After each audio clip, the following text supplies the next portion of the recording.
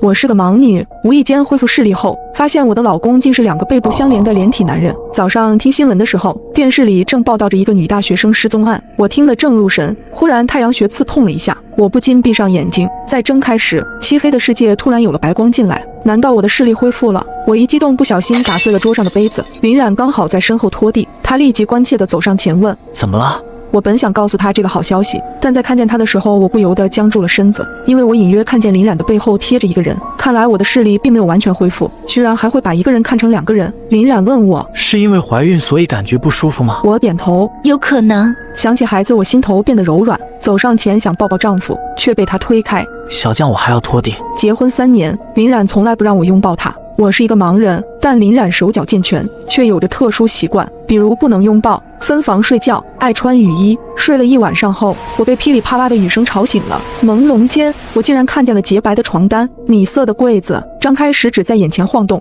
我还是看得清清楚楚。我真的恢复视力了。此时外面传来开门声，我欣喜若狂，想要快点告诉林冉这个好消息。可刚走到门口，我就看见林冉正在拆一个超大的纸箱。林冉背对着我，她穿着宽大的黑色雨衣，头上戴着的硕大的衣帽将整个人笼得严严实实。纸箱被打开，我看见有一个女人躺在里面，那个女人穿着白色的校服，蓝色的帆布鞋，肢体僵直，我一眼看出这是具尸体。我愣在原地，耳边回荡着昨天的那个新闻，竟然是他杀了这个女人。我想开口叫她，突然一只手从林冉的雨衣里伸了出来，她的手不应该在拆纸箱吗？帽子被推开，我看见帽子里藏了一张男人的脸，那张脸正对着我。看见我后，他微微笑了，随后雨衣里又伸出来一只手，那只手上正拎着给我买的早餐。我心惊肉跳，不由得连连后退。顷刻之间，我终于明白为什么林冉从不跟我一起过夜，也从不让我与他亲近。原来他是个连体人，我甚至不知道这2个人中谁是林冉。此时他们转过身去，我看见了另一个男人的脸。小将，你起来了。最熟悉不过的声音，